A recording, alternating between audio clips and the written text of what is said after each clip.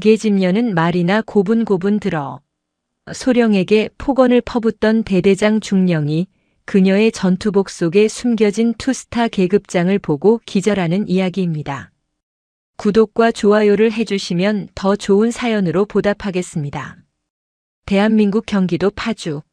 민간인 통제선이 지척이고 임진강의 삭막한 바람이 철조망을 스치고 지나가는 땅. 이곳은 세계에서 가장 중무장된 비무장지대를 마주한 최전선이자 대한민국 육군 제1보병사단 전진부대의 심장부였다. 가을의 끝자락 낙엽이 아스팔트 위를 황량하게 구르던 날. 1사단 사령부보다 더 북쪽에 위치한 수색대대 본부에 낯선 전투 헬기 한 대가 낮게 깔리는 바람을 일으키며 착륙했다. 헬기에서 내린 사람은 뜻밖에도 가녀린 체구의 여군 장교 한 명이었다. 그녀의 전투복 명찰에는 강채린이라는 이름 석자와 소령 계급장이 단정하게 박혀 있었다. 그녀는 육군본부나 합동참모본부가 아닌 후방의 육군교육사령부 전술평가실 소속이라는 생소한 명함을 내밀었다. 교육사 전술평가실장 강채린 소령입니다. 금일부터 일주일간 본 대대의 비무장지대 작전 수행 능력 및 전투 준비 태세를 평가하러 왔습니다. 그녀를 맞이한 대대 작전 과장 소령은 당혹감을 감추지 못했다. 교육사에서 그것도 일개 소령이 최전방 수색대대의 작전 능력을 평가하러 헬기까지 타고 왔다는 사실은 전례가 없는 일이었다. 강채린 소령은 말이 없었다. 그녀의 눈은 감정을 읽을 수 없을 만큼 깊고 차가웠으며 불필요한 인사치레나 잡담은 한마디도 하지 않았다. 그녀는 마치 존재하는 모든 빛을 빨아들이는 그림자처럼 조용히 대대 본부로 스며들었다. 이곳 1사단 수색대대는 황제의 왕국이었다. 대대장 황태수 중령. 그는 육사 출신의 엘리트이자 야전에서 잔뼈가 굵은 전형적인 마초형 지휘관이었다. 1사단 내에서도 가장 험한 임무를 도맡는 수색대대를 철권으로 통치하며 부하들 위에 신처럼 군림했다. 그의 말은 곧 법이었고 그의 심기는 사단의 그 누구도 감히 거스를 수 없었다. 교육사? 강채린 소령? 황태수 중령은 작전과장의 보고를 받고 코웃음부터 쳤다. 그는 집무실의 거대한 지도 앞에서 팔짱을 낀 채 창밖으로 막 도착한 강소령의 뒷모습을 훑어봤다. 계집 하나가 여기까지 행차하셨군. 그것도 후방에서 펜대나 굴리던 년이 감히 최전방 수색대대를 평가해? 그의 목소리에는 노골적인 경멸이 담겨 있었다. 야, 박원사. 예, 대대장님. 육중한 체구의 박철규 주임원사가 튀어나오듯 집무실로 들어섰다. 그는 황중령의 수족이자 대대의 모든 검은 돈과 인맥을 관리하는 금고직이었다. 손님 한 분 오셨다는데 방이나 하나 치워드려. 제일 구석에 먼지 쌓인 곳으로. 그리고 너무 귀찮게 해드리지 마. 우리 대대는 바쁘니까. 굳이 작전 지역까지 따라다니면서 다치기라도 하면 우리가 피곤해져. 안 그런가? 충분히 알아들었습니다. 대대장님. 박철규 원사가 음흉하게 웃었다. 황태수 중령은 강채린을 상대할 가치조차 없다고 판단했다. 그는 그녀를 손님으로 규정했고 손님은 왕국의 일에 간섭할 수 없었다. 하지만 그날 오후 강채린 소령은 박 원사가 안내한 구석진 숙소가 아닌 대대의 심장부인 무기고에 나타났다. 무기고 관리대장과 현재 보관 중인 모든 특수정찰 장비 목록을 대조하겠습니다. 모든 장비의 일련 번호를 직접 확인해야 하니 지금 당장 문 개방하십시오. 그녀는 무기고 담당관에게 명령했다. 그녀의 목소리는 조용했지만 거부할 수 없는 무게가 실려 있었다. 소령님. 그건 대대장님 승인 없이는 교육사령관 직권으로 발부된 공문입니다. 그녀가 붉은색 표지의 공문을 내밀었다. 군사보안규정 제30조에 의거 전술평가관은 예하부대의 모든 군사 자산에 접근할 권한을 가집니다. 문 여십시오.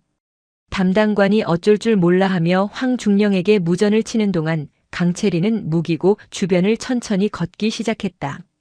그녀의 시선은 자물쇠의 상태, 경계 근무자의 태도, 심지어는 환기구에 쌓인 먼지까지 훑었다. 그녀는 그림자였다.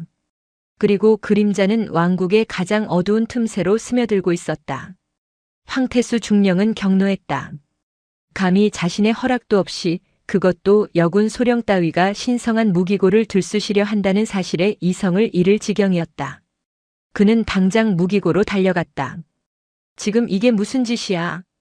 그의 고함에 무기고 앞 공기가 얼어붙었다. 강소령, 여기가 당신 내 후방 사령부 놀이터인 줄 알아?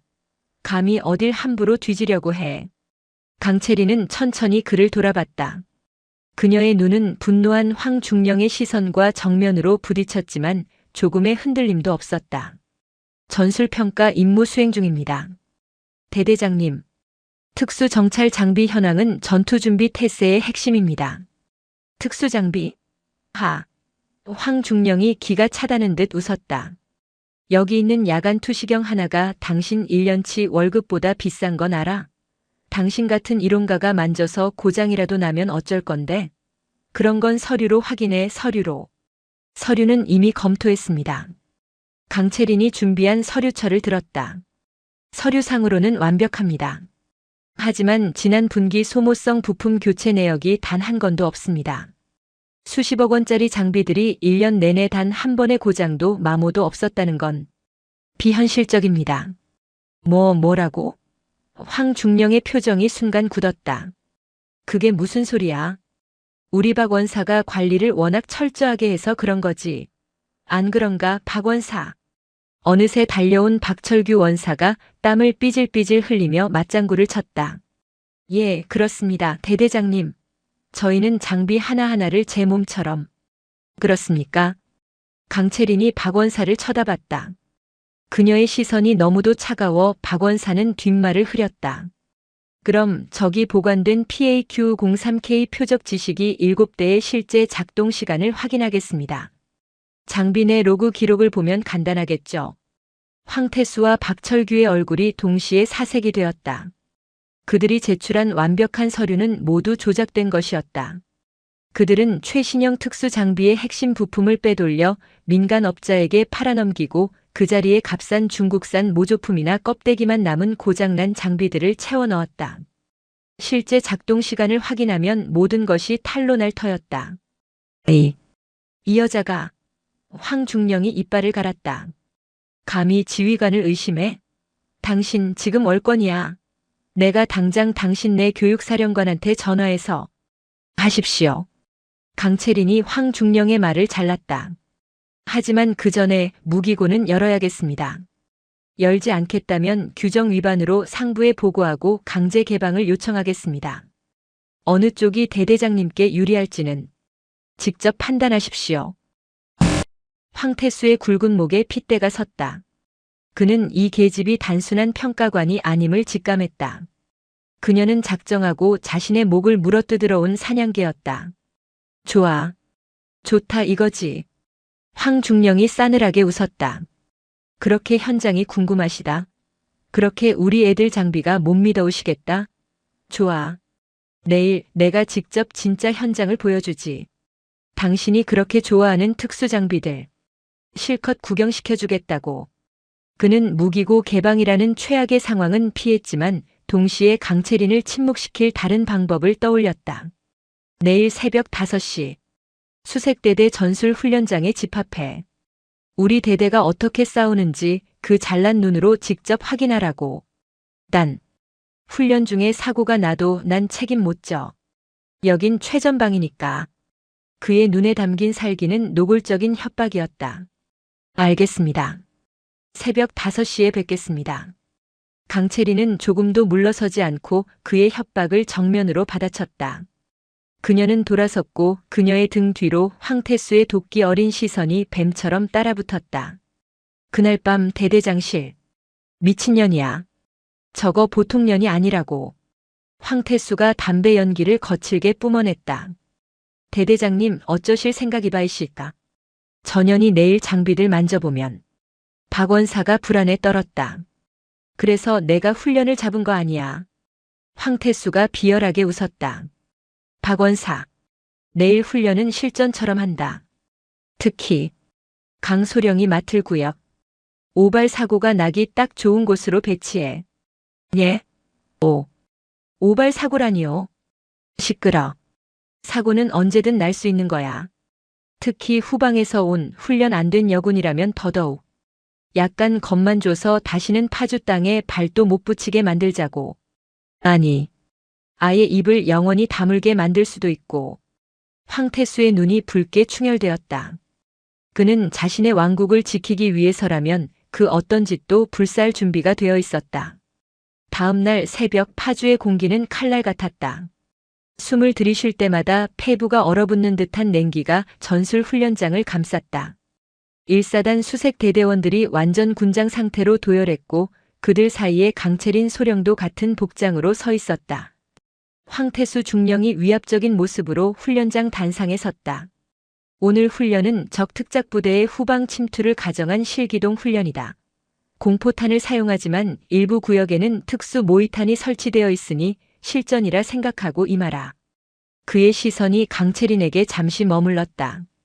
특히 오늘 우리 훈련을 평가하러 오신 귀한 손님 강채린 소령님도 훈련에 동참하신다. 교육사에서 오신 분이니 얼마나 대단한 전술을 보여주실지 기대가 크군. 조롱 섞인 말에 몇몇 병사가 킥킥거렸다. 강소령은 일개 소대 병력과 함께 알파 고지를 확보, 적의 퇴로를 차단한다. 나머지 병력은 나를 따라 주력 부대를 섬멸한다. 이상. 훈련 개시. 알파 고지. 그곳은 훈련장에서도 가장 외진, 통신이 자주 끊기는 사각지대였다. 그리고 황태수가 박철규 원사에게 미리 손을 써두라고 지시한 곳이었다.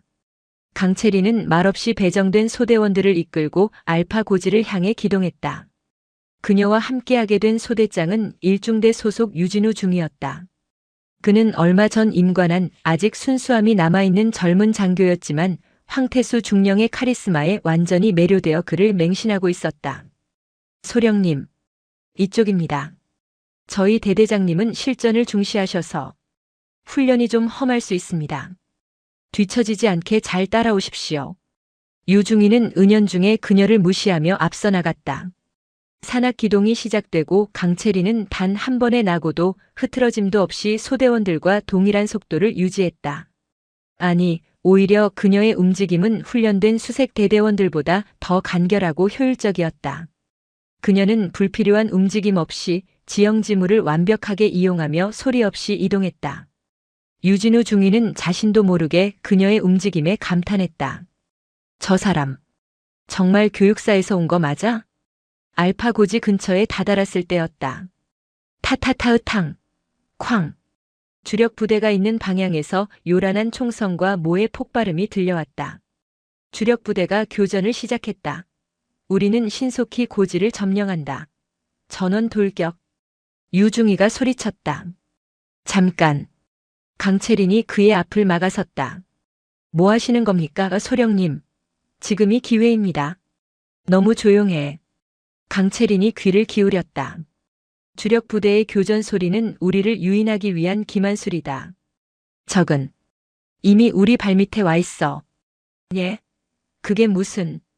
유중이가 그녀의 말을 비웃으려던 바로 그 순간. 파파파으 핑, 핑. 그들의 바로 앞 예상치 못한 방향에서 공포탄이 불을 뿜었다. 미리 매복해 있던 가상 적군이었다. 황태수가 훈련 성과를 극대화하기 위해 심어둔 대항군이었다. 하지만 크악. 유중이가 비명을 지르며 쓰러졌다. 그의 전투복 허벅지 부분이 붉게 물들기 시작했다. 공포탄이 아니었다. 이건 핑, 핑, 핑. 그들의 주변으로 날아온 것은 공포탄이 섞인 실탄이었다. 누군가 의도적으로 탄을 바꿔치기 한 것이었다. 전원 은폐. 강채린이 얼어붙은 소대원들을 향해 고함을 질렀다. 이건 훈련이 아니다. 실제 상황이다. 그녀는 총알이 빗발치는 와중에도 망설임 없이 부상당한 유중위에게 포복으로 접근했다.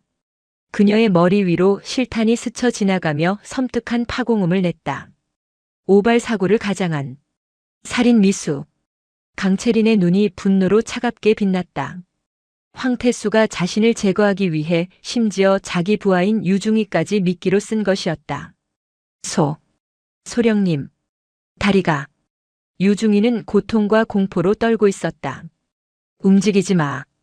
동맥은 피했다. 강채리는 능숙하게 자신의 전투복을 찢어 그의 허벅지를 강하게 지혈했다. 핑, 핑. 총알은 집요하게 강채린과 유중이가 있는 바위 주변에 박혔다. 제기랄. 누가 쏘는 거야? 소대원들이 공포에 질려 엄폐물 뒤에서 나오지 못했다. 강채리는 유중이의 출혈을 막은 뒤 소총을 고쳐 잡았다. 그녀의 눈이 총알이 날아오는 방향을 쫓았다. 숲속 깊은 곳, 약 300m 전방의 작은 능선. 저격수다. 아니, 대항군으로 위장한 황태수의 사람이다. 그녀는 유중이의 무전기를 집어들었다. 대대 지휘망이 아닌 그녀만이 아는 비상 주파수를 입력했다. 그림자, 그림자. 여기는 목표 지점. 참교육 상황 발생. 참교육 상황 발생. 둥지 헬기와 망치 타격대를 즉시 투입한다. 현재 시각부로 사냥을 개시한다. 그녀의 무전은 파주 1사단 사령부가 아닌 서울 용산의 국방부 청사 깊숙한 곳, 그 누구도 존재를 모르는 비밀 지휘 통제실로 향하고 있었다. 무전을 마친 그녀는 소총의 조정관을 단발에 맞췄다. 유중이, 내 말 잘 들어. 내가 지금부터 저놈의 시선을 끌겠다. 10초 뒤 내가 뛰쳐나가는 반대 방향으로 포복해서 바위 뒤로 숨어. 예? 소령님, 안 됩니다. 위험합니다. 이건 명령이다. 강채리는 유중이의 눈을 똑바로 바라봤다. 그 눈에는 더 이상 후방에서 온 나약한 여군 소령의 모습이 없었다. 그곳에는 수백 번의 사선을 넘어온 가장 냉혹하고 숙련된 전사의 눈빛이 번뜩이고 있었다. 그녀는 숨을 깊게 들이마셨다. 그리고 총알이 빗발치는 그곳을 향해 자신의 몸을 던졌다. 지금이야. 황태수의 오발 사고는 대한민국군 전체를 뒤흔들 거대한 폭풍의 도화선이 되고 말았다. 강채린의 외침은 총성과 파공음에 찢겨나갔다. 그녀는 마치 압축된 용수철이 튕겨나가듯 바위 엄폐물에서 뛰쳐나왔다. 그러나 그녀의 움직임은 공포에 질려 달아나는 패잔병의 것이 아니었다. 그것은 훈련 교범의 그 어떤 기동 전술로도 설명할 수 없는 짐승의 움직임이었다. 그녀는 저격수가 있는 능선을 향해 직선으로 달리지 않았다. 몸을 낮게 깔고 마치 땅을 훑듯이 지그재그로, 그러나 일정한 박자 없이 불규칙하게 발을 내디뎠다. 그녀의 전투화는 마른 낙엽을 밟았으나 소리가 나지 않았고 그녀의 몸은 바람처럼 낮은 포복과 순간적인 질주를 오갔다. 핑, 파박. 그녀가 방금 전 딛고 있던 땅에 총알이 박혔다. 저 여자. 300m 전방 빽빽한 수풀 속에 위장하고 있던 저격수 황태수의 충견 오상사의 눈이 경악으로 물들었다. 그는 수색대대 최고의 저격수였다. 고정된 목표물은 물론 웬만한 기동 표적도 놓친 적이 없었다. 하지만 지금 그의 조준경 안에 들어온 강채린 소령은 표적이 아니었다. 그녀는 유령이었다. 그녀는 총알이 날아올 궤적을 미리 읽는 것처럼 움직였다. 오 상사가 격발을 위해 호흡을 멈추는 찰나의 순간 그녀는 이미 방향을 틀고 있었다. 핑, 핑, 핑. 오 상사는 이성을 잃고 방아쇠를 당겼다. 오발 사고로 위장해야 한다는 황중령의 지시는 이미 머릿속에서 사라졌다. 저것을 죽여야 한다는 본능만이 남았다. 젠장, 젠장. 왜 안 맞는 거야? 그는 조준경을 통해 달려드는 강채린의 눈을 보았다. 그 눈은 겁에 질려 있기는커녕 오히려 자신을 비웃는 듯한 차가운 분노로 불타고 있었다. 오 상사는 등골에 식은땀이 흐르는 것을 느꼈다. 자신이 사냥꾼이 아니라 사냥감이었음을 깨달았다.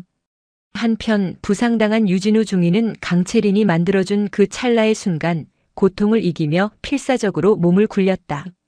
그는 안전한 바위 뒤편으로 기어들어와 거친 숨을 몰아쉬었다. 피가 흐르는 다리의 고통보다 방금 전 자신이 목격한 광경이 더 큰 충격으로 다가왔다. 저건 소령의 움직임이 아니야. 그는 육군사관학교에서 배운 모든 전술 지식을 떠올렸다. 특수전 사령부의 최고 엘리트 요원, 흑표범이나 살무사 같은 대테러 특임대 요원들의 시범 영상에서나 보았던 인간의 한계를 초월한 기동술이었다. 교육사 전술평가관? 거짓말이야. 저 여자는 대체 누구지? 그의 머릿속에서 자신을 이곳으로 내몬 황태수 중령의 목소리가 겹쳐졌다. 유중희, 자네가 선봉에 서. 그강 소령이라는 여자 잘 보필하고.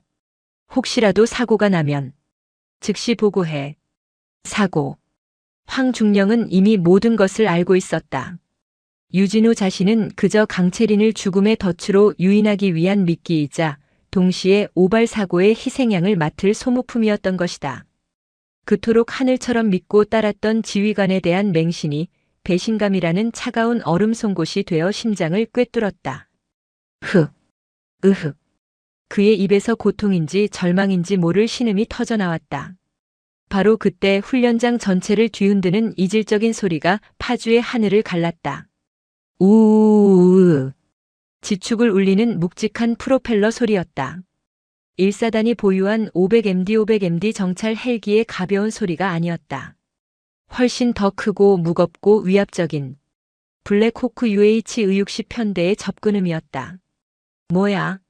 저 소리는 알파고지에서 수 킬로미터 떨어진 대대 지휘소 CP 황태수 중령이 헤드셋을 벗어던지며 밖으로 뛰쳐나왔다. 어느 부대 헬기야? 당장 쏘아. 그의 말은 하늘을 뒤덮은 거대한 강철의 그림자 앞에 멈춰섰다.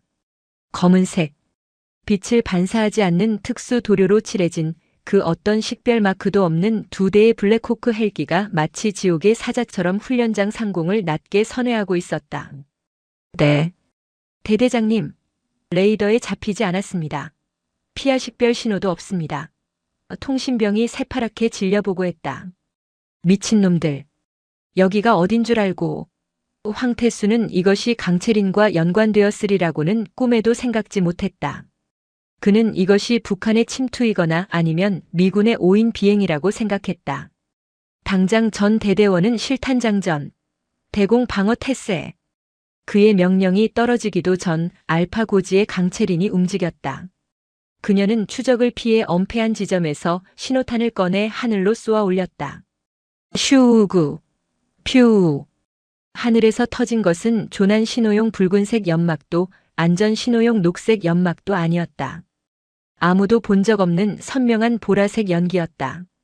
그것은 호국 감찰사령부의 최정예 타격대 망치에게만 하달되는 사령관 현장 개입 및 즉시 타격을 의미하는 제왕 신호였다. 신호 확인. 제왕이다. 검은 헬기 편대의 리더가 외쳤다. 1번기 독사우 상사 제압. 2번기 폭군 황태수 CP 확보. 두 대의 헬기가 즉시 분리되었다. 한 대는 오 상사가 숨어있는 능선으로 급강하였고 다른 한 대는 황태수의 지휘소를 향해 전속력으로 날아갔다. 저것들이. 오 상사는 자신을 향해 돌진해 오는 거대한 검은 매를 보고 공포에 질려 소총을 버리고 도망치기 시작했다. 하지만 헬기의 속도를 인간의 다리가 이길 수는 없었다. 슈. 헬기 측면에서 로프가 발사되었고 온몸을 검은색 특수 장비로 감싼 4명의 망치 대원들이 순식간에 땅으로 내렸다. 그들은 유령처럼 숲을 가로질러 넋이 나간 채 도망치던 오 상사의 사지를 정확하게 제압했다. 살려. 국가감찰사령부다. 살인 미수 및 상관 살해 기도 혐의로 체포한다. 단 한 명의 대원이 오 상사의 입에 재갈을 물리고 눈을 가린 채 헬기로 끌고 갔다. 같은 시각 강채린은 보라색 연기가 피어오르는 곳에 유유히 서 있었다. 그녀는 흙먼지를 털어내며 지혈 중인 유진우 중위에게 다가갔다. 이제 괜찮다 유중위. 유진우는 자신을 향해 걸어오는 강채린의 모습에서 더 이상 소령을 볼 수 없었다. 그녀는 마치 이 모든 지옥도를 지휘하는 전쟁의 여신처럼 보였다. 그리고 황태수의 지휘소. 네. 대대장님. 헬기가 이쪽으로 옵니다. 쿠쿠쿠쿠쿠쿠. 황태수의 눈앞에 거대한 블랙호크가 지면을 울리며 착륙했다. 헬기의 강력한 하강풍이 지휘소의 위장막과 천막을 종이장처럼 찢어발겼다. 황태수와 박철규 원사는 두 팔로 얼굴을 가리며 모래바람 속에 휩싸였다. 치이그. 헬기의 측면 문이 열렸다. 그의 왕국 한복판에 감히 그의 허락도 없이 정체불명의 군대가 침입했다. 황태수의 오만함은 이제 극도의 분노와 알 수 없는 공포로 변해가고 있었다. 그는 자신의 손으로 판 무덤의 입구에 서 있었다. 모래바람이 거치고 황태수 중령은 실눈을 떴다. 그의 왕국이었던 대대지휘소는 거대한 검은 헬기가 뿜어낸 바람에 의해 처참하게 무너져 내렸다. 작전 지도와 서류들이 바람에 날려 사방으로 흩어졌다. 어느 부대야? 내 놈들. 황태수는 자신의 마지막 자존심인 고함을 내질렀다. 자신의 부하들이 비록 지금은 멀리서 공포에 질려 지켜보고 있었지만 그들 앞에서만큼은 무너진 모습을 볼 수 없었다. 헬기 측면에서 먼저 내린 것은 전투복이 아닌 깔끔한 정복 차림의 중년 남자였다. 그는 군인이 아니었다. 그의 가슴에는 국방부 문장이 박힌 특수 신분증이 달려 있었다. 그는 국가감찰사령부의 수석 감찰관이었다. 황태수 중령. 본인은 국가감찰사령부 수석 감찰관 이강준이요. 지금부터 본 훈련 구역 전체를 통제. 감찰? 족가는 소리. 황태수가 이성을 잃고 폭언을 쏟아냈다. 여긴 최전방이야. 감찰 따위가 끼어들 곳이 아니라고. 그리고 저 헬기는 뭐야? 미쳤어? 적들이 보면 어쩌려고. 대대장님, 진정하십시오. 박철규 원사가 황중령의 팔을 잡았지만 그 역시 다리가 사시나무 떨듯 떨리고 있었다. 바로 그때 두 번째 헬기가 지휘소 옆에 착륙했다. 망치 타격대원들에게 제압당한 오상사가 질질 끌려 나왔고 그 뒤를 이어 흙먼지와 위장크림으로 범벅이 된 강채린이 내렸다. 그녀의 손에는 방금 전까지 오상사가 사용했던 저격용 소총이 들려 있었다. 황태수는 강채린을 보자마자 모든 공포가 다시 분노로 바뀌었다. 이 모든 사태의 원흉이 저 계집이라고 확신했다. 강채린, 이 미친년. 그가 강채린을 향해 달려들려 했다. 내년이 감히 외부 병력을 끌어들여? 군사 반란이야. 이건 반란이라고. 내가 내년 군복을. 황태수. 강채린의 목소리가 지휘소 전체를 얼렸다. 그녀는 더 이상 소령의 목소리를 내지 않았다. 그것은 수많은 사선을 넘고 수만 명의 생사를 결정하는 자만이 가질 수 있는 서리빨 같은 지휘관의 목소리였다. 그녀는 황태수의 눈앞에 멈춰섰다. 그리고는 흙먼지가 묻은 손으로 자신의 전투복상의 지퍼를 천천히 내렸다. 전투복 안에 받쳐 입은 짙은 갈색의 전투 셔츠. 그리고 그 왼쪽 가슴팍에 파주의 흐린 가을 햇살 아래에서도 찬란하게 빛나는 두 개의 거대한 은빛 별. 육군 소장 투스타 계급장. 황태수의 입이 벌어졌다. 그가 내뱉으려던 모든 욕설과 폭언이 목구멍 안에서 얼어붙었다. 꺼. 그는 거짓말이라는 단어조차 완성하지 못했다. 그의 뇌가 현실을 받아들이기를 거부했다. 가장 먼저 무너진 것은 박철규 원사였다. 님?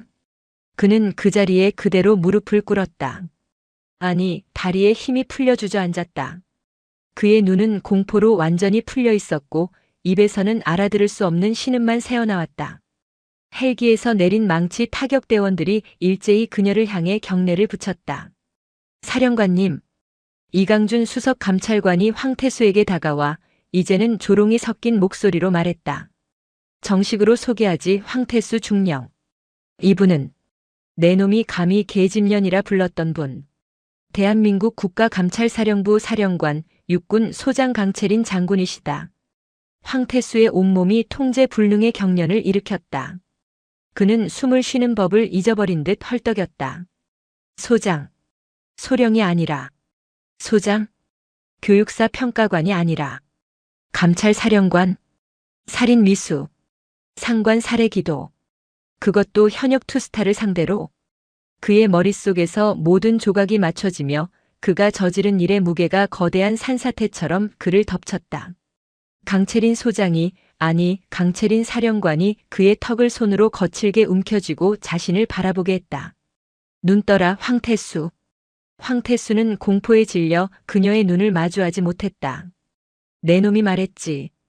계집년은 말이나 고분고분 잘 들으라고. 그녀의 차가운 눈동자가 불타고 있었다. 내 놈이 말한 그 계집년이 오늘 내 놈의 목줄을 끊으러 왔다. 그녀는 황태수의 뺨을 가볍게 그러나 모욕적으로 툭툭 쳤다. 내 놈이 말했지. 여자는 후방에서 팬대나 굴리라고. 나는 내 놈이 실탄을 쏘아대는 지옥 한복판에서 내 놈이 보낸 암살자를 제압하고 걸어 나왔다. 살려주십. 내 놈이 감히 사고로 위장해 죽이려 했던 내 부하 유진우 중위는 지금 살아있다. 그녀가 저격총을 들어 황태수의 가슴팍에 겨눴다. 하지만 내 놈은 오늘 여기서 죽는다.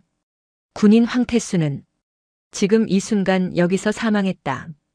그녀는 망치 타격대장을 향해 고갯짓했다. 황태수 중령. 군형법 제64조 상관 살해 기도, 군형법 제42조 군용물 절도, 군형법 제92조 2 직권 남용. 현 시간부로 체포한다.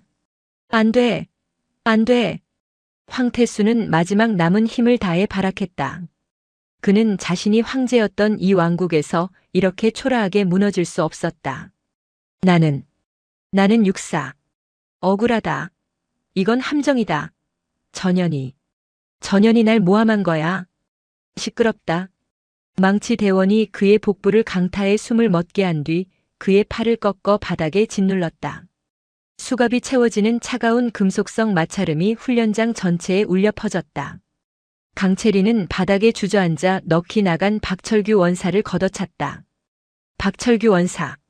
내 놈의 더러운 금고는 지금쯤 텅 비어 있을 거다.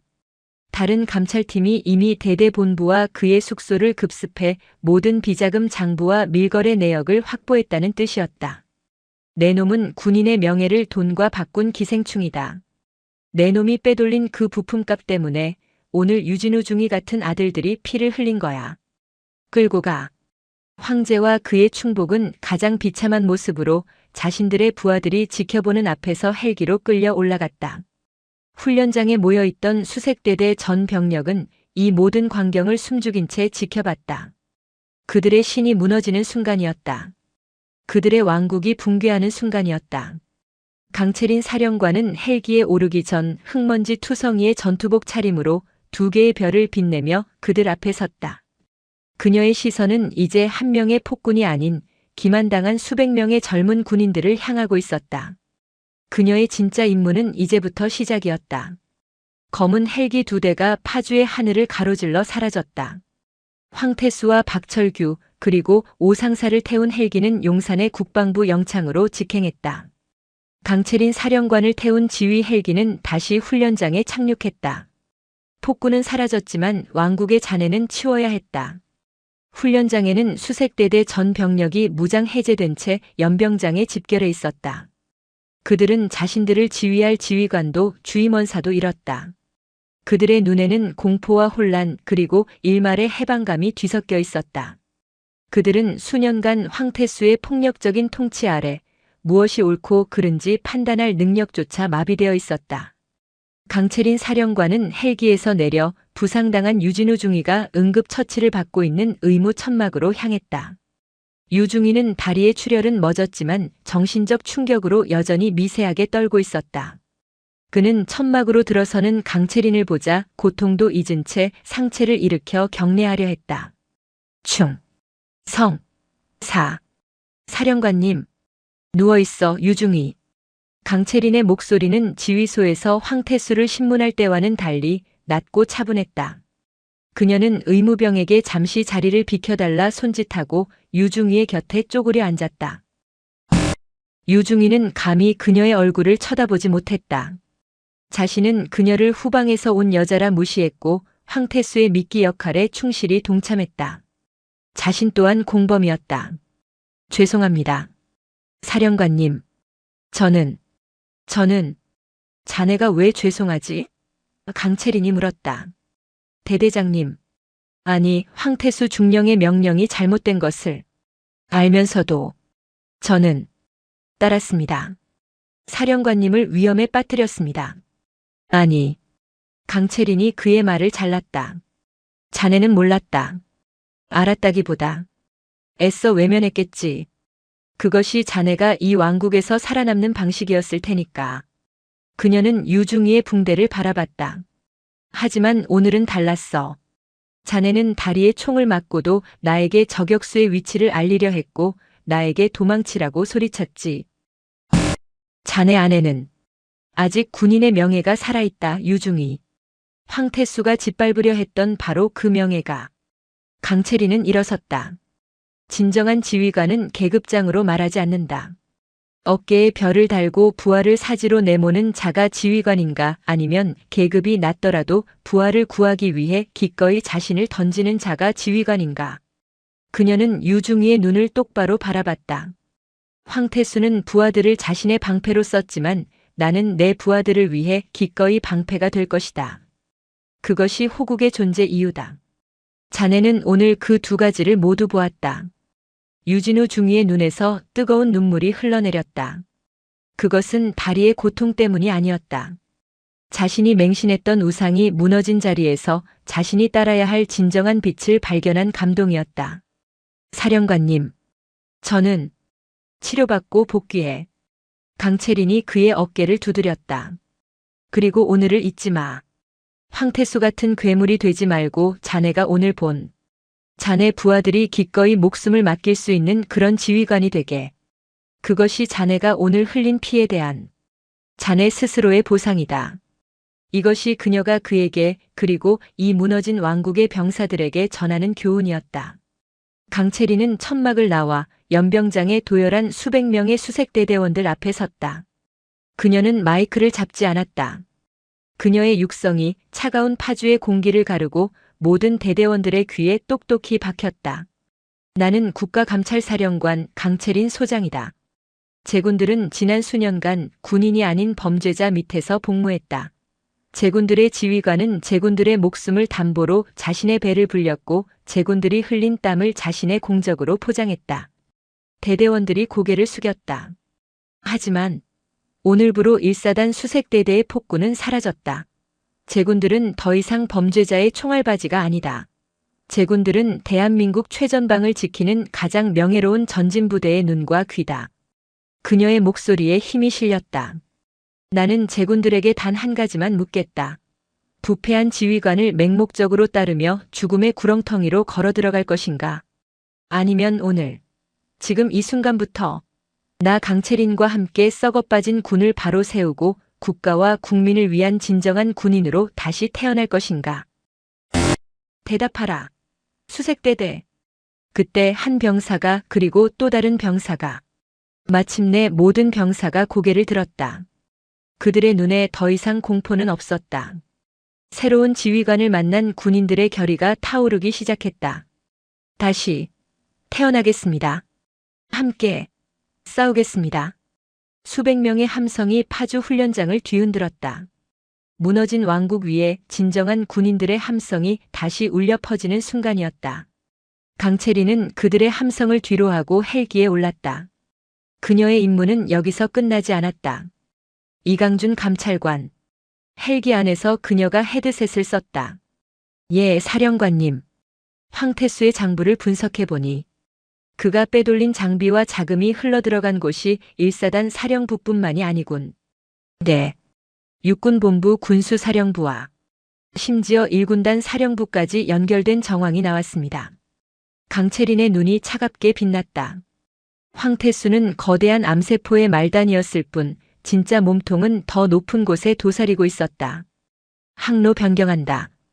파주 1사단 사령부가 아니라 고양시에 있는 1군단 사령부로 간다. 광개토 부대의 군단장에게 내가 직접 전술평가를 하러 간다고 전해라. 그녀의 참교육은 이제 막 중턱을 넘어서고 있었다. 파주 제1보병사단의 훈련장을 뒤흔들었던 검은 헬기 2대는 황태수 중령과 그 일당을 싣고 용산으로 사라졌다. 그리고 강채린 사령관을 태운 지휘 헬기는 황량한 훈련장에 남겨진 수백 명의 수색대대원들의 경례를 받으며 다시 하늘로 솟구쳤다. 그녀의 목적지는 복귀가 아니었다. 그녀는 조종사에게 새로운 좌표를 하달했다. 항로 변경한다. 파주가 아닌 고양시 덕양구 제1군단 사령부로. 광개토 부대. 대한민국에서 가장 강력한 화력을 보유한 수도 서울의 서북방 방어를 책임지는 핵심 중의 핵심 부대. 그곳은 1사단을 포함한 수많은 예하부대를 거느린 파주의 작은 대대와는 비교조차 되지 않는 거대한 성체였다. 그리고 황태수 중령의 비리장부, 그가 빼돌린 천문학적인 규모의 군수품과 자금이 최종적으로 흘러들어간 종착지로 바로 이 1군단 사령부의 이름이 적혀 있었다. 황태수는 사냥개였을 뿐 그 개에게 먹이를 주며 목줄을 쥔 주인은 바로 이곳에 있었다. 헬기가 고양시 상공에 접어들자 거대한 성체와 같은 1군단 사령부의 위용이 드러났다. 강채린은 다시 소령 강채린의 전투복으로 갈아입었다. 그녀의 어깨에 빛나던 2개의 별은 다시금 두꺼운 전투복 상의 안으로 그 모습을 감췄다. 이번 사냥은 이전보다 훨씬 더 교활하고 더 깊은 어둠 속에 숨어있는 거물을 상대해야 했다. 그녀의 방문은 기습이었다. 1군단 사령부 헬기장에 헬기가 착륙하자 당직 사령이던 군단 작전 참모대령가 황급히 뛰어나왔다. 어느 부대 헬기? 육군교육사령부 전술평가실 강채린 소령입니다. 파주 1사단 전술평가 임무를 마치고 상급 부대인 1군단 사령부의 지휘 통제 실태를 교차 검증하기 위해 왔습니다. 그녀가 내민 공문은 완벽했다.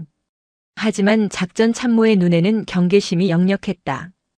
방금 전 1사단에서 총기 사고가 발생했고 대대장이 체포되는 초유의 사태가 벌어졌다는 보고가 막 올라온 참이었다. 그리고 그 사고의 중심에 있던 여군 소령이 지금 피냄새를 풍기며 이곳에 나타난 것이다. 강소령. 지금 파주에서 벌어진 일은 보고 받으셨습니까? 상황이 매우 심각합니다. 지금은 평가를 진행할 때가. 그래서 온 것입니다. 강채린이 그의 말을 잘랐다. 최전방 수색 대대장의 기강이 그토록 무너질 동안 상급 부대인 1군단은 무엇을 했는지 확인해야겠습니다. 군단장님께 즉시 보고 인사를 드릴 수 있도록 조치해 주십시오. 작전 참모는 감히 그녀를 막지 못했다. 그녀의 눈빛은 방금 전 사지를 뚫고 나온 전사의 그것이었고 일개 대령이 감당할 수 있는 기세가 아니었다. 군단장실로 향하는 복도는 파주의 그것과는 차원이 달랐다. 붉은 융단이 깔린 바닥, 역대 군단장들의 초상화가 걸린 대리석 벽, 그리고 그 끝에 위치한 거대한 원목문. 문이 열리고 강채린은 1군단의 사령관, 비단뱀이라 불리는 육군 중장 마동필과 마주했다. 마동필 중장. 그는 황태수 같은 폭군이 아니었다. 그는 육사 출신 중에서도 가장 머리가 비상한 전략가이자 정치 군인으로 통했다. 그의 얼굴은 언제나 인자한 미소를 띠고 있었고 목소리는 부드러웠지만 그 이면에는 목표를 위해서라면 그 어떤 것도 집어삼킬 수 있는 비단뱀의 냉혹함이 숨겨져 있었다. 그는 황태수의 장부에 등장하는 비리의 몸통이었다. 아이고 강소령. 어서 오게. 마동필 중장은 자리에서 일어나 마치 상처 입은 딸을 맞이하듯 따뜻한 미소로 그녀를 맞이했다. 이야기 들었네. 파주에서 정말 끔찍한 일을 겪었어. 여군의 몸으로 그 험한 꼴을 당했으니 얼마나 놀랐겠나. 당장 국군 수도병원에 입원해서 안정을 취해야지. 여긴 어쩐 일인가. 그의 목소리에는 한치의 빈틈도 없는 걱정과 염려가 담겨 있었다. 황태수가 분노와 경멸로 그녀를 대했다면 마동필은 온정과 보호라는 교활한 가면을 쓰고 그녀를 무장해제시키려 했다. 괜찮습니다, 군단장님. 강채린은 감정 없는 목소리로 격려했다. 임무 중 입은 가벼운 상처는 군인의 몫입니다. 다만 1사단에서 확인한 몇 가지 심각한 군 기강 해이 문제를 군단장님께 직접 보고드리고자 합니다. 아, 기강 해이. 마동필이 혀를 찼다. 그 황중령. 내가 아끼던 후배였는데 어쩌다 그런 괴물이 됐는지. 정말 내 마음이 다 아프네. 그는 완벽하게 꼬리를 잘랐다. 강소령. 자네가 본 것을 말해보게. 내가 이번 기회에 1군단 전체의 썩은 뿌리를 아주 모조리 뽑아버려야겠어. 그는 자신의 집무실 소파로 그녀를 안내하고 직접 따뜻한 차를 내어주었다. 마치 그녀를 공범이 아닌 부패를 척결할 조력자로 대하는 듯 했다. 강채린은 그의 연극에 어울려주기로 했다. 그녀는 무기고에서 발견한 조작된 서류, 황태수의 협박, 그리고 훈련장의 오발 사고까지 자신이 소령으로서 겪은 일들을 담담하게 보고했다. 단 그녀가 황태수의 비자금 장부를 확보했다는 사실과 그녀의 진짜 신분은 철저히 숨긴 채였다. 마동필은 그녀의 보고를 듣는 내내 분노하고 탄식하며 완벽한 연기를 펼쳤다. 이럴 수가. 이럴 수가. 내 관할 부대에서 이런 끔찍한 일이. 강소령, 자네가 아니었으면 큰일 날 뻔했네. 정말 고맙네. 자네 같은 참군인이 있어 우리 육군이 버티는 거야. 그가 강채린의 손을 격려하듯 맞잡았다. 비단뱀이 먹잇감의 체온을 재는 순간이었다. 그런데 강소령. 그의 눈이 순간 가늘어졌다. 황중령이. 그 미친놈이. 혹시 돈 문제에 대해서는 자네에게 따로 언급한 것이 없던가? 그가 본론을 떠보기 시작했다. 예를 들면 자네에게 뇌물을 주려 했다거나 혹은 자신의 비리를 덮기 위해 나나 혹은 군단 사령부의 다른 지휘관들을 모함하는 발언을 하지는 않았나? 강채린은 그의 의도를 즉각 파악했다. 그는 강채린이 어디까지 알고 있는지, 황태수의 장부가 그녀의 손에 들어갔는지를 확인하려 했다. 그런 말씀은 없으셨습니다. 그저 저의 평가 임무를 방해하고 저를 겁박하려 했을 뿐입니다. 그런가? 그래, 다행이군.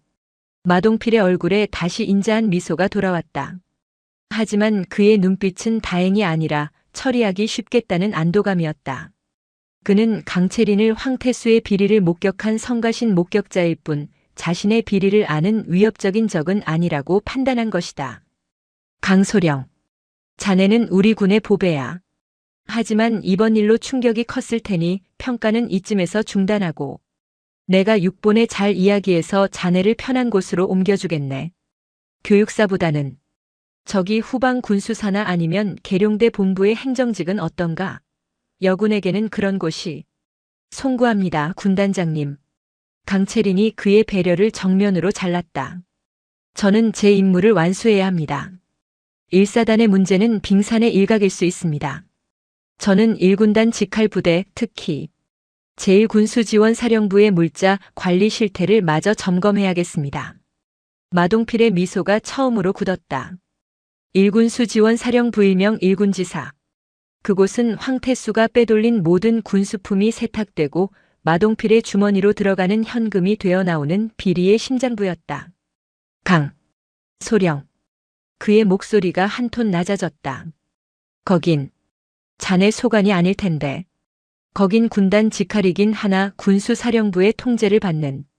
그래서 교육사령관님께 권한을 위임받았습니다. 강채린이 두 번째 공문을 꺼냈다. 군단장님께서도 뿌리를 뽑겠다고 하지 않으셨습니까? 제가 그 뿌리를 찾도록 도와주십시오.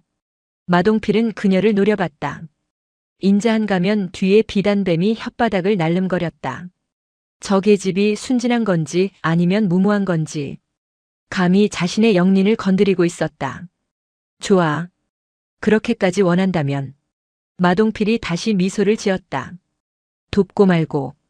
내 기꺼이 도와주지. 하지만 1군지사는 보안구역이라 혼자서는 위험해.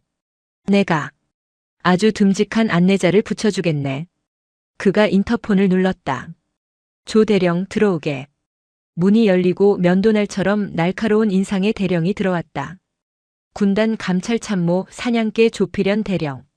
그는 마동필의 수족 중에서도 가장 잔인하고 충성스러운 인물이었다. 조 대령. 육본에서 오신 강채린 소령일세. 1군지사 평가를 돕고 싶어 하시니 자네가 아주 친절하게 그리고 샅샅이 안내해드리게. 강 소령님이 궁금한 것 하나 없이 만족하고 돌아가실 수 있도록 말이야. 마동필은 친절하게 샅샅이 궁금한 것 없이라는 단어에 죽음의 무게를 실어 명령했다. 조필현 대령이 강채린을 향해 기계적인 미소를 지었다. 염려 마십시오, 군단장님. 제가 소령님을 안전하게 모시겠습니다. 강채린은 두 마리의 독사에게 둘러싸인 채 차가운 찻잔을 들어 올렸다. 성체의 문은 열렸지만 그 안에는 더 깊고 치명적인 덫이 기다리고 있었다. 제1군수지원사령부. 그곳은 1군단의 모든 피와 살을 공급하는 거대한 동맥이었다. 고양시와 파주시 일대에 흩어져 있는 수십 개의 창고에는 식량과 유류부터 최첨단 통신 장비와 포탄까지 전쟁을 치르기 위한 모든 것이 보관되어 있었다. 그리고 그 동맥의 가장 깊은 곳에서 마동필 중장과 조필현 대령은 거머리처럼 피를 빨아먹고 있었다. 강채린 소령의 일군지사 전술평가가 시작되었다. 하지만 그녀는 사실상 감금 상태나 다름없었다.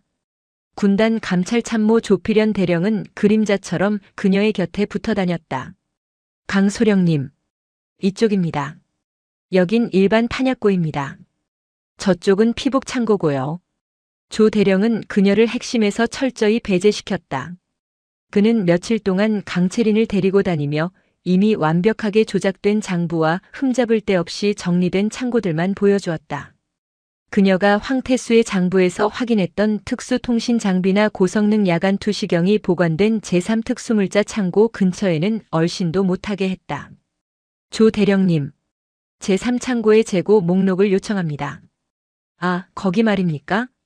조 대령이 과장되게 난처한 표정을 지었다. 거긴 합참 직할의 2급 비밀 장비들이라. 강 소령님의 현재 인가 등급으로는 열람이 불가능합니다.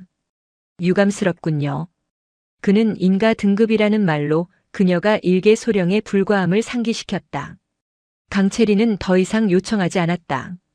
마동필과 조필현은 그녀가 황태수의 장부를 보지 못했다고 확신하고 그녀를 귀찮은 파리 정도로 취급하고 있었다. 그들은 그녀가 지쳐서 포기하고 돌아가기만을 기다렸다. 그날 밤 1군단 사령부가 배정한 임시 숙소. 강채리는 방 안에 도청 장치가 설치되어 있다는 것을 진작에 파악했다. 그녀는 일부러 샤워기 물을 크게 틀어놓고 보안 주파수로 작동하는 초소형 통신 장치를 꺼냈다. 그림자. 여기는 목표 지점. 비단뱀이 구립구를 막고 있다. 제3창고. 그곳이 알이 숨겨진 곳이다. 내가 신호를 보내면 망치가 둥지를 깨트릴 준비를 하라. 그녀는 전공법으로는 뱀의 굴에 들어갈 수 없음을 깨달았다. 뱀을 굴 밖으로 끌어내거나 혹은 뱀이 스스로 굴문을 열게 만들어야 했다. 다음 날 강채리는 조필현 대령에게 뜻밖의 제안을 했다.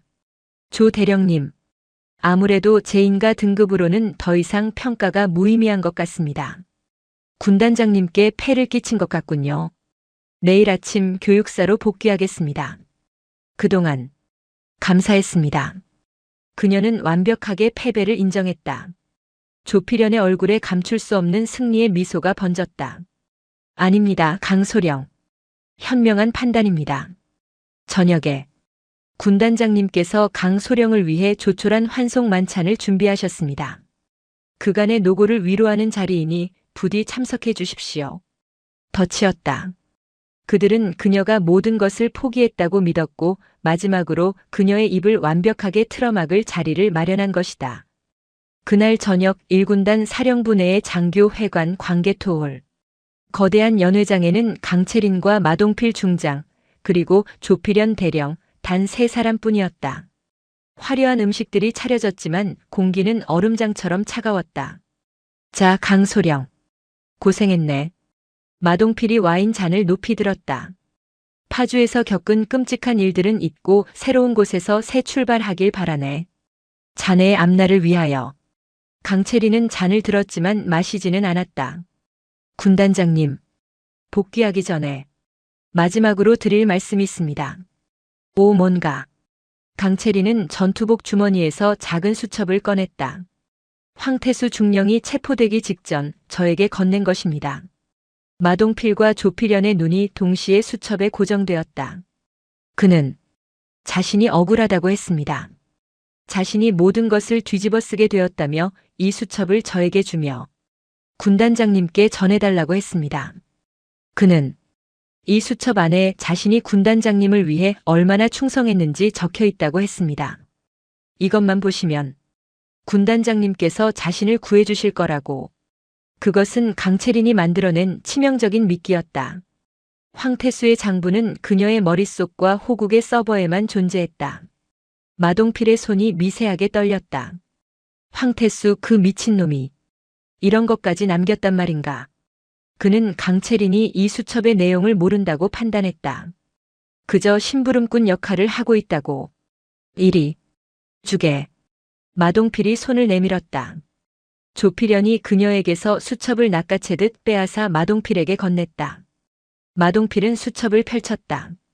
그 안에는 날짜와 함께 일군지사 제3창고에서 반출된 특수 장비들의 목록과 일련번호, 그리고 그것이 마동필 중장에게 전달된 내역이 강채린의 필체로 조작되어 적혀 있었다. 이건 마동필이 수첩을 쥔 손을 부들부들 떨었다. 이것은 황태수의 것이 아니었다. 이것은 강채린 저 계집이 자신을 떠보기 위해 파놓은 함정이었다. 강채린. 마동필의 인자한 가면이 산산조각 났다. 내년이 감히. 이제야 본색을 드러내시는군요, 군단장님. 강채린이 자리에서 일어섰다. 그 수첩은 가짜입니다. 하지만 군단장님의 그 반응은 진짜군요. 2년이. 조필연이 허리춤에 권총을 뽑아 들려던 순간 쿠구구구구구구 광개토울 전체가 무너질 듯한 굉음과 함께 연회장의 모든 통유리창이 강력한 하강풍에 의해 박살나기 시작했다. 크악! 마동필과 조필연이 유리 파편을 피해 테이블 밑으로 기어들어갔다. 연회장 바로 앞 잔디밭에 지난밤 파주에 강림했던 그 검은 헬기 2대가 착륙했다. 쾅! 쾅! 연회장의 정문과 후문이 동시에 폭파되며 망치 타격대원들이 섬광탄과 함께 쏟아져 들어왔다. 손들어. 움직이면 쏜다. 모든 것은 10초 만에 끝났다. 테이블 밑에서 기어나온 마동필과 조필연은 자신들의 머리에 겨눠진 수십 개의 차가운 총구를 마주해야 했다. 그리고 그들 앞으로 유리 파편 위를 아랑곳하지 않고 걸어온 강채린이 섰다. 그녀의 손에는 이제 소령 강채린의 가짜 신분증이 아닌 그녀의 진짜 권한이 담긴 비상통신 장치가 들려 있었다. 조필연 대령. 나를 친절하게 안내해준다고 했지. 그녀가 조필연의 멱살을 잡아 일으켰다. 내 놈이 감히 내 인가 등급을 운운하며 제3창고를 숨겼겠다. 살려. 걱정 마라. 강채린이 차갑게 웃었다. 지금쯤 내 부하들이 그 창고를 샅샅이 뒤지고 있을 테니까. 내 놈들이 바꿔치기한 모조품들과 내 놈들이 숨겨둔 비자금 장부까지 전부. 그녀는 마지막으로 마동필 중장에게 다가갔다. 그는 비단뱀이 아니라 도깃발이 뽑힌 채 바닥에 내동댕이 쳐진 흉측한 지렁이에 불과했다. 마동필 중장. 그녀의 목소리가 연회장을 울렸다.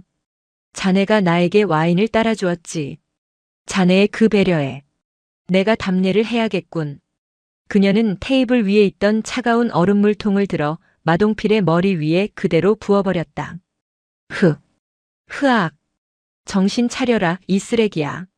강채린은 젖은 생쥐꼴이 된 마동필의 뺨을 후려쳤다. 내 놈은 황태수보다 더 악질이야. 내 놈은 그 별을 달고 부하들을 속이고 국가를 기만했다. 내가 누군 줄 알고. 마동필이 마지막 자존심을 쥐어짰다. 내가 일군단장이야. 아니. 강채린이 그의 젖은 머리채를 잡아챘다. 내 놈은 오늘부로 내가 사냥한 가장 더러운 전리품일 뿐이다. 고양시 제1군단 사령부는 하룻밤 만에 지휘부가 통째로 증발했다. 군단장 마동필 중장, 감찰참모 조필연 대령, 그리고 일군수 지원 사령관준장을 포함한 비리 연루자 전원이 호국 감찰사령부의 검은 헬기에 실려 용산으로 압송되었다. 1군단 사령부는 그야말로 대혼란에 빠졌다. 자신들의 군단장이 현역 소령에 의해 체포되었다는 소문, 아니 그 소령이 사실은 상상도 못할 높으신 분이었다는 소문이 뒤섞여 걷잡을 수 없이 퍼져나갔다. 그 혼란의 중심 1군단장 집무실. 어젯밤 마동필이 앉아있던 그 의자에 이제 강채린 사령관이 앉아있었다. 그녀는 소령의 전투복을 벗고 어깨에 빛나는 2개의 별이 달린 소장의 정복으로 갈아입었다. 그녀는 밤새 일군지사 제3창고에서 압수한 원본 장부와 마동필의 집무실 비밀 금고에서 발견된 뇌물수수 내역을 검토하고 있었다. 그 규모는 파주 1사단과는 비교도 되지 않았다. 수천억 원에 달하는 군수품이 서류상으로만 존재했고 그 돈은 마동필을 거쳐 더 높은 곳으로 흘러들어간 흔적이 발견되었다. 사령관님, 망치 타격대장이 보고했다. 압송된 마동필이 입을 열기 시작했습니다. 자신은 몸통이 아니라고 주장하고 있습니다. 그렇겠지. 강채리는 서류에서 눈을 떼지 않았다. 이 정도 규모의 비리는 일개 군단장 혼자서 벌일 수 없어. 그 위에 이 모든 것을 묵인하고 함께 나눠 먹은 우두머리가 있다는 뜻이다. 그녀의 시선이 장부의 마지막 페이지에 머물렀다. 그곳에는 단 하나의 암호명만 적혀 있었다. 백두. 군 내부에서 백두라는 암호명으로 불릴 수 있는 존재는 단 한 사람. 육군본부의 정점 혹은 그 이상이었다. 이강준 감찰관. 강채린이 통신장치를 켰다. 지금 즉시 호국의 모든 정보망을 가동한다. 백두의 정체를 파악해. 마동필과 황태수는 믿기에 불과했다. 진짜 사냥은 이제부터 시작이다. 그녀가 막 작전을 지시하려던 순간 집무실 문을 누군가 조심스럽게 두드렸다. 누구인가? 저. 사령관님. 1사단 수색대대에서 유진우 중위가 사령관님을 뵙겠다고 찾아왔습니다. 강채린의 눈이 의아함으로 빛났다. 유진우 중위? 들라 해라. 문이 열리고 아직 다리를 조금 절뚝거리면서도 군복을 갓 다려 입은 듯 각을 잡은 유진우 중위가 들어왔다. 그는 집무실 중앙에 서서 소령이 아닌 소장 강채린을 향해 자신의 군 생활 전체를 건 듯한 우렁찬 목소리로 경례를 붙였다. 충, 성, 육군 중위 유진우, 사령관님께 보고드립니다. 편히 서라. 다리는 괜찮은가? 예, 괜찮습니다. 유중이는 벅찬 표정으로 그녀를 바라봤다. 저는 파주에서 사령관님께서 하신 말씀을 잊을 수가 없었습니다. 썩은 뿌리를 뽑고 진정한 군인으로 다시 태어나라는 그 말씀을. 그는 품에서 서류 봉투 하나를 꺼내 책상 위에 올렸다. 이것은 황태수 중령이 체포된 직후 제가 대대장실에서 발견한 것입니다. 황 중령이 미처 파기하지 못한 이면 장부입니다. 강채린이 봉투를 열었다. 그 안에는 황태수가 마동필 중장에게 상납한 내역 외에 마동필조차 모르게 그가 따로 관리하던 또 다른 상납 라인이 기록되어 있었다. 그리고 그 종착지에는 역시 백두라는 이름이 적혀 있었다. 유중이. 자네. 저는 사령관님께서 제게 주신 두 번째 기회를 이렇게 갚고 싶었습니다. 유진우 중위의 눈에 결연한 의지가 타올랐다. 저는 더 이상 괴물에게 복종하는 나약한 장교가 아닙니다.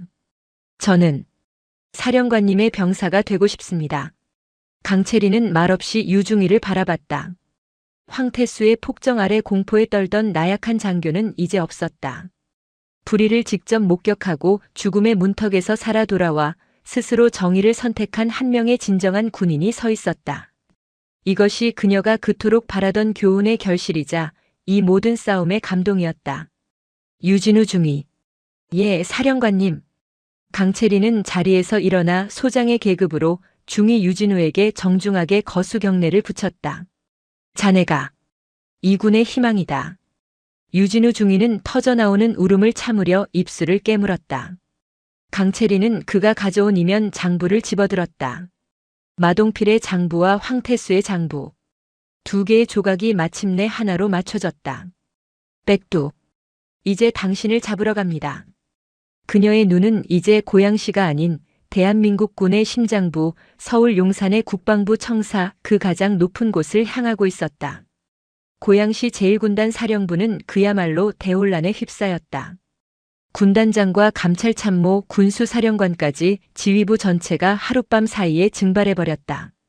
광개토부대라는 이름이 무색하게 거대한 성체는 왕을 잃고 공황에 빠졌다. 이 모든 일이 교육사에서 온 여군 소령 한 명에 의해 벌어졌다는 사실을 그들은 받아들일 수조차 없었다. 그 혼란의 중심, 이제는 호국 감찰사령부의 임시 지휘 통제실이 된 1군단장실. 강채린 사령관은 밤새 단 한숨도 자지 않았다. 그녀는 어깨에 빛나는 두 개의 별이 달린 소장 정복을 입은 채 압수된 두 개의 장부를 대조하고 있었다. 황태수가 파주에서 보관하던 원본 장부 그리고 유진우 중위가 목숨을 걸고 가져온 마동필조차 몰랐던 이면 장부. 두 개의 장부는 하나의 교차점을 가리키고 있었다. 백두. 백두. 이름 한번 거창하군. 강채린의 옆에서 데이터를 분석하던 이강준 수석 감찰관이 혀를 찼다. 황태수와 마동필이 상납한 자금의 최종 종착지입니다. 유진우 중위가 붉게 충혈된 눈으로 브리핑을 시작했다.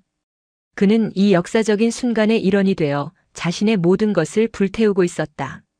두 장부의 자금 흐름을 교차 분석한 결과 매분기 말 거액의 현금이 백두라는 코드명으로 전달되었습니다.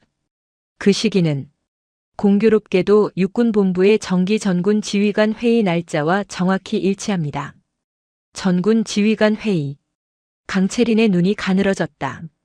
그렇다면 백두는 계룡대에 있다는 뜻이군. 계룡대. 대한민국 육군, 해군, 공군의 심장부가 모여있는 그야말로 신성불가침의 영역이었다. 황태수와 마동필의 입은 열렸나? 마동필은 무너졌습니다. 이강준 감찰관이 보고했다.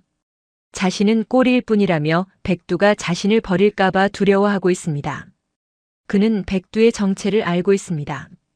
바로 강채린은 이미 답을 알고 있다는 듯 모니터에 떠있는 한 남자의 사진을 가리켰다. 인자한 미소, 서리빨 같은 위엄, 대한민국 육군을 상징하는 단 한 사람의 얼굴이었다. 육군 참모총장. 대장 서판석. 방 안의 공기가 얼어붙었다. 육군대장.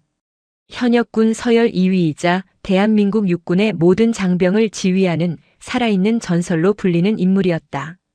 그가 부패의 정점이었다. 유진우 중위는 자신도 모르게 마른 침을 삼켰다. 일개 수색 대대장 그리고 군단장을 넘어 이제 그들의 칼끝은 육군의 왕을 향하고 있었다. 서판석 총장. 강채린이 그의 이름을 나직이 은조렸다. 그는 자신의 청렴함을 방패로 그 뒤에서 가장 더러운 돈을 탐해왔다. 황태수 같은 폭군과 마동필 같은 비단뱀을 전국의 군단과 사단에 심어놓고 거대한 거머리처럼 군의 피를 빨아먹은 진짜 몸통이었군. 사령관님. 하지만 상대는 육군 참모총장입니다. 이강준이 조심스럽게 말했다. 증거가 있다 한들 그를 끌어내릴 명분이. 그에게 접근할 방법조차 없습니다. 계룡대는 그의 왕국입니다. 아니. 강채린이 자리에서 일어섰다. 그에게도 약점은 있다. 그는 탐욕스럽다. 그리고 오만하다. 그녀는 유진우가 가져온 이면 장부를 가리켰다. 마동필이 체포된 지금 백두로 향하던 돈줄이 끊겼다. 서판석은 초조할 거야. 동시에 이 사태를 수습하고 자신의 꼬리를 완벽하게 자르려 하겠지. 어떻게 하실 생각입니까? 가장 탐욕스러운 짐승은 가장 달콤한 먹이로 유인하는 법. 강채린의 눈이 얼음보다 차갑게 빛났다. 그가 황태수와 마동필에게 받기로 했던 마지막 상납금. 내가 직접 배달하겠다. 이틀 후 충청남도 계룡시 계룡대. 대한민국 국방의 심장부 3군 본부가 위치한 이곳은 그 위용만으로도 평범한 군인들을 압도했다. 이곳에서 전군 주요 지휘관 긴급 안보 점검 회의가 열렸다. 1군단의 지휘부 공백 사태를 수습하고 군 기강을 바로잡겠다는 명목으로 육군 참모총장 서판석 대장이 직접 소집한 회의였다. 회의가 끝나고 서판석 대장은 자신의 집무실에서 한 사람을 비밀리에 기다리고 있었다. 그는 어젯밤 익명의 제보자로부터 연락을 받았다. 마동필의 잔당이라고 자신을 밝힌 자가 마동필이 미처 상납하지 못한 마지막 물건과 이번 사태를 무마할 거래를 제안해 온 것이었다. 서판석은 덧칠 수도 있다고 의심했지만 동시에 마동필이 남겼을지 모를 자신의 흔적을 지워야 했기에 제안을 받아들였다. 똑똑. 들어오게. 문이 열리고 서판석 대장의 눈앞에 나타난 것은 뜻밖에도 소령 계급장을 단 단정한 여군 장교였다. 강채린 소령. 서판석 대장의 눈이 가늘어졌다. 1군단을 뒤집어 엎은 교육사 소속의 그 소령이었다. 그가 직접 만나려 했던 마동필의 잔당이 바로 그녀라는 사실에 그는 순간 당황했지만 이내 노련한 미소로 그것을 감췄다. 허허, 강소령 아닌가. 자네가 어쩐 일로 여기까지 이 계집이 감히 나를 협박하러 왔단 말인가. 마동필의 장부를 손에 쥐고 더 큰 것을 얻어내러 온 것인가. 서판석은 그녀를 또 다른 거머리로 판단했다. 총장님. 강채리는 무표정한 얼굴로 격려했다. 1군단에서 회수한 물건을 전해드리러 왔습니다. 그녀는 어깨에 메고 있던 가방에서 황태수의 장부에 적혀있던 것과 동일한 규격의 황금 두꺼비 한 쌍을 꺼내 책상 위에 올려놓았다. 마동필이 서판석에게 상납하려던 마지막 뇌물이었다. 서판석의 눈이 탐욕으로 번뜩였다. 그는 강채린이 자신을 협박하러 온 것이 아니라 새로운 상납 라인이 되기 위해 충성 맹세를 하러 왔다고 확신했다. 하하. 그가 호탕하게 웃었다. 강소령. 자네. 아주 영리한 군인이었군. 마동필이 같은 멍청한 놈들 밑에 있기엔 아주 아까운 인재야. 그는 황금 두꺼비를 만족스럽게 쓰다듬으며 그녀에게 손을 내밀었다. 좋아. 자네의 충성을 받아들이겠네. 황태수와 마동필은 잊어. 자네가 그들보다 더 큰 일을 할 수 있도록 내가 직접 백두의 날개 아래 품어주지. 그는 스스로 자신의 정체를 자백했다. 강채리는 그의 손을 잡지 않았다. 대신 그녀는 자신의 전투복 상의 안주머니에서 작은 물건을 꺼냈다. 총장님, 저도 총장님께 드릴 보답이 있습니다. 서판석은 그것이 또 다른 뇌물일 것이라 생각하고 미소를 지었다. 하지만 그녀가 꺼낸 것은 소령의 계급장이 아니었다. 그녀는 그 자리에서 자신의 전투복 상의를 벗어 던졌다. 그 안에 받쳐 입은 셔츠의 어깨에는 은빛으로 빛나는 2개의 별, 육군 소장의 계급장이 달려 있었다. 서판석 대장의 호흡이 멎었다. 그의 얼굴에서 미소가 사라지고 사상 최악의 공포가 그를 덮쳤다. 장, 국가감찰사령부 사령관, 육군 소장 강채린. 강채린의 목소리는 계룡대 전체를 얼려버릴 듯 차가웠다. 총장님께서 말씀하신 그 백두의 날개, 지금 제가 직접 꺾어드리겠습니다. 에이. 서판석은 말이 나오지 않았다. 그가 계집 소령 나부랭이 새로운 거머리라고 판단했던 존재가 자신을 잡기 위해 국방부 장관이 직접 심어놓은 칼이었다. 이건 함정이다. 반역이다. 당장. 서판석이 비상벨을 누르려던 순간 쾅! 육군 참모총장실의 육중한 문이 양쪽으로 부서져라 열렸다. 총장의 경호 병력은 이미 제압된 후였다. 문을 열고 들어온 것은 합참의장과 국방부 장관, 그리고 그 뒤를 따르는 호국의 망치 타격대원들이었다. 서 총장. 합참의장이 참담한 표정으로 입을 열었다. 국방부 장관이 강채린에게 고개를 끄덕였다. 강 장군. 임무 완수했군. 모든 것이 그녀가 기획한 완벽한 심판이었다.